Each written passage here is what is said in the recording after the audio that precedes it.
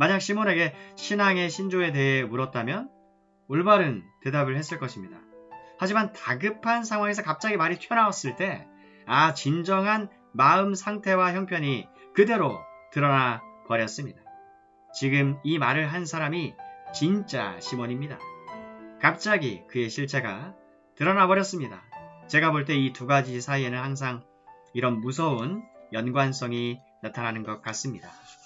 예기치 못하게 닥치는 다양한 일들에 어떻게 반응하느냐에 따라 우리의 참된 위치가 드러나는 것입니다. 이야기를 좀 더 발전시켜 보겠습니다. 시몬이 실제로는 그리스도인이 아니라는 표지가 무엇입니까? 불쌍한 시몬은 이 말을 함으로써 자신이 본질적으로는 여전히 과거와 똑같은 사람임을 아주 명백하게 보여주었습니다. 거짓으로 기독교의 외양을 취하는 자들의 문제가 항상 여기에 있습니다. 사람 그 자체는 전혀 변하지 않는 것입니다.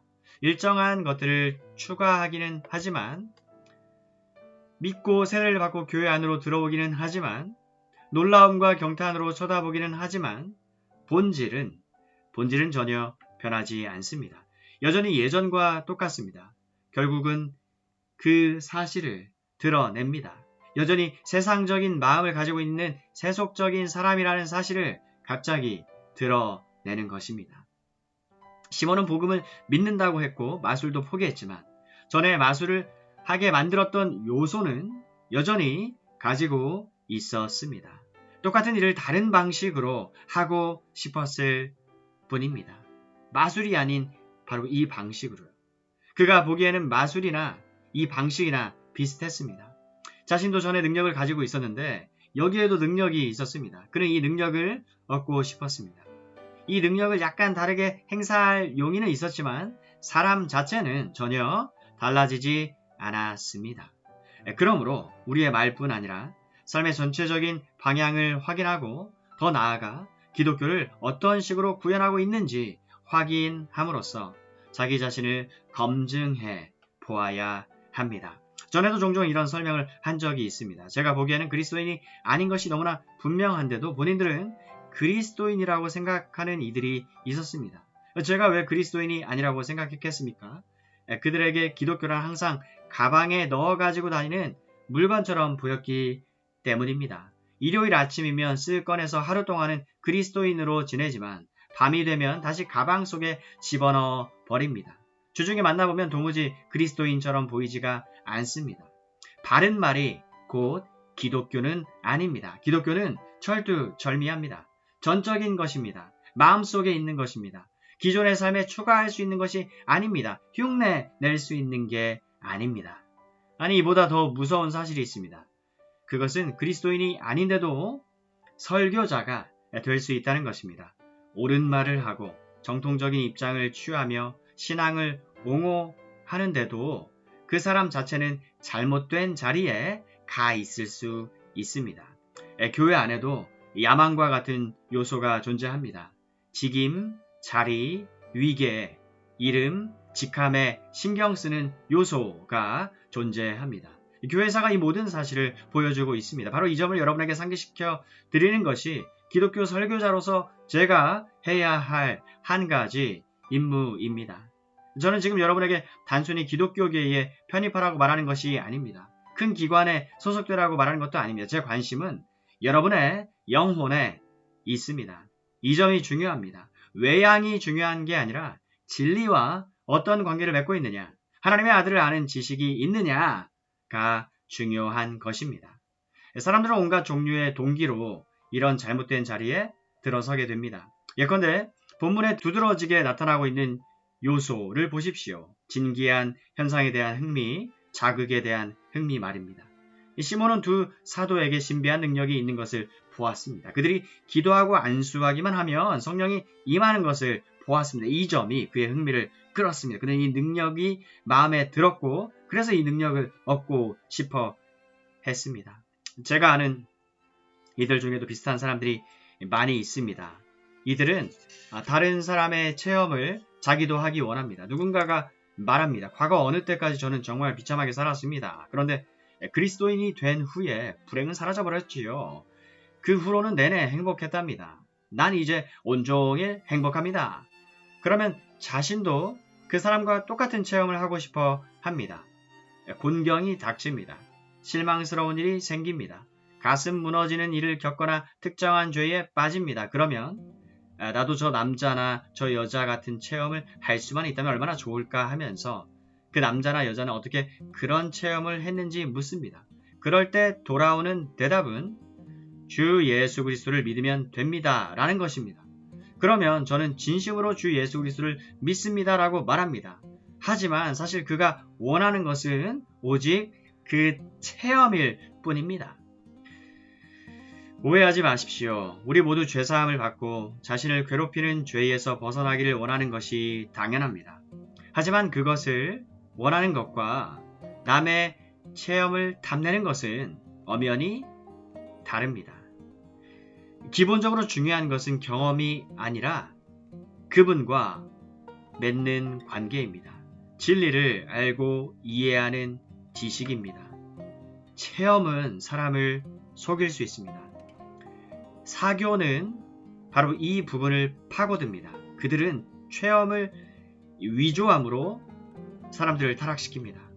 또는 시몬처럼 남의 능력과 재능을 탐낼 수도 있습니다. 능력을 추구하는 사람들이 있습니다. 그런 사람들은 능력을 동경합니다. 무슨 수를 써서라도 능력을 얻으려 합니다. 저를 찾아와 기독교 사역에 부름받았다고 말하는 이들이 있었습니다. 그런데 그들의 진정한 관심이 자신이 전할 진리가 아니라 설교 그 자체에, 설교하는 그 행위 그 자체에, 설교자 내지 목회자의 그 자리에 있음을 발견할 때가 종종 있었습니다. 인간의 마음은 너무나 간사해서 남의 체험을 탐내고 남의 능력을 탐냅니다. 또한 우리는 사욕이 여전히 시몬을 지배하고 있는 것을 봅니다. 그는 자신의 중요성과 대단함을 과시할 기회, 감탄의 대상이 될 기회를 노렸습니다. 오, 죄는 얼마나 무서운 것인지요. 죄는 이런 식으로 그 실체를 드러냅니다. 사람은 입을 열 때, 불쑥 말을 꺼낼 때, 무의식 중에 말할 때 자신의 참 모습을 온전히 드러내게 돼 있습니다. 이럴 때 우리는 그들이 그리스도인이 아니라는 것을 알게 됩니다. 여러분 자신을 검증해 볼 수 있는 또 한 가지 방법이 있습니다. 여러분은 이런 문제들을 그냥 무심하게 지나치는 편입니까? 아니면 주의 깊게 살펴보는 편입니까? 어리석은 처녀들의 비유를 보십시오. 10처녀가 있었는데 5은 지혜로웠고 5은 어리석었습니다. 어리석은 처녀들의 문제가 무엇이었습니까? 그들은 하나님의 나라를 원했습니다. 천국에 가고 싶었습니다. 맞습니다. 그런데 동시에 잠도 자고 싶었습니다. 그들은 자신들의 방식으로 천국에 가고 싶었습니다. 그래서 기름이 준비되었는지 주의 깊게 살피지 않았습니다. 그들은 무심했고 아무 관심이 없었습니다. 그 결과 결정적인 순간에 코앞에서 문이 닫히고 잠겨버렸습니다. 주님이 10처녀의 비유를 말씀해 주신 전적인 이유가 여기 있습니다. 그들은 당연히 안으로 들어가고 싶었습니다. 그리고 당연히 안에 들어갈 것이라 생각을 했습니다. 그들은 문을 두드리며 말했습니다. 들여보내주세요. 우리는 거기 사람들이에요. 하지만 돌아온 대답은 너희는 여기 사람들이 아니다. 너희는 여기 사람이라고 생각하지만 너희의 그 무심함이 사실은 여기 사람이 아니라는 충분한 증거다. 따라서 좋은 판단 방법은 이것입니다. 자신이 무엇을 믿는다고 주장하는지만 보지 말고 이런 질문을 던져서 검증해 보십시오. 물론 우리는 바른 것을 믿어야 합니다. 최소한의 진리도 믿지 않으면서 그리스도인이 될 수는 없습니다. 이런 질문을 던져서 검증해 보십시오. 기독교가 내 삶에서 어떤 역할을 하고 있는가? 기독교가 내 삶에서 어떤 역할을 하고 있는가? 기독교가 나를 통제하고 있는가? 기독교는 내 삶에서 가장 큰 것인가? 아니면 내 삶에 추가된 어떤 것인가? 참된 그리스도인은 기독교가 항상 그 중심을 차지하게 되어 있습니다. 기독교가 항상 통제 요소로 작용하게 되어 있습니다. 그리스도인은 최소한의 것이 아닌 최대한의 것을 하고 싶어 합니다. 설사 실패하더라도 항상 최대한의 것에 관심을 가집니다. 반면에 스스로 속고 있는 사람들은 의도적으로 늘 최소한의 것만 합니다.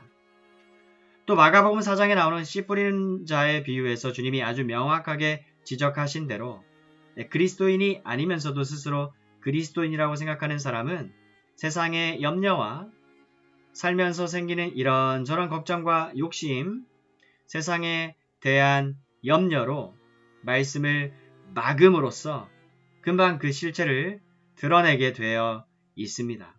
아시다시피 모든 시에서 싹이 나왔습니다. 그런데 정말 살아있는 씨는 하나뿐이었습니다. 다른 것들은 살아있는 것처럼 보였지만 사실은 그렇지 못했습니다. 그 차이를 어떻게 설명하겠습니까? 자, 주님은 세상의 염려와 재리의 유혹과 기타 욕심이 들어와 말씀을 막았다고 하십니다. 이것은 참된 신앙이 없음을 드러내는 또 한 가지 방식입니다. 내가 무슨 말을 하느냐는 중요하지 않습니다. 결국 중요한 것은 내가 무엇을 하느냐입니다. 나의 우선순위는 어떻게 되어 있습니까? 무엇이 나를 통제하고 있습니까? 무엇이 나를 다스리고 있습니까? 나에게 가장 중요한 것, 가장 우선되는 것이 무엇입니까? 우리 주님이 제시하는 또 한 가지 검증 방법은 핍박에 어떻게 반응하느냐입니다. 여러분이 그리스도인인지 아닌지 알고 싶습니까? 여기 좋은 검증 방법이 있습니다. 그리스도인이라는 이유로 주변 사람들이 여러분을 놀릴 때 어떻게 반응합니까? 여러분은 스스로 그리스도인이라고 말합니다. 그런데 남들에게 좋은 평판을 얻거나 칭찬을 듣기 위해 아니면 웃음거리가 되지 않기 위해 그 사실을 숨길 때가 가끔 있습니까? 여러분에게 기독신앙은 감추고 싶은 대상입니까? 물론 신앙은 갖고 싶은 마음이 있습니다. 맞습니다. 하지만 여러분의 방식대로 갖고 싶어 하는 것이 문제입니다. 그런 싹은 핍박이 일어날 때 마르고 시들어버린다고 주님이 말씀하십니다. 마가복음 4장 6절 17절. 우리는 이상의 방법들로 우리 신앙의 실체를 검증해 볼 수 있습니다.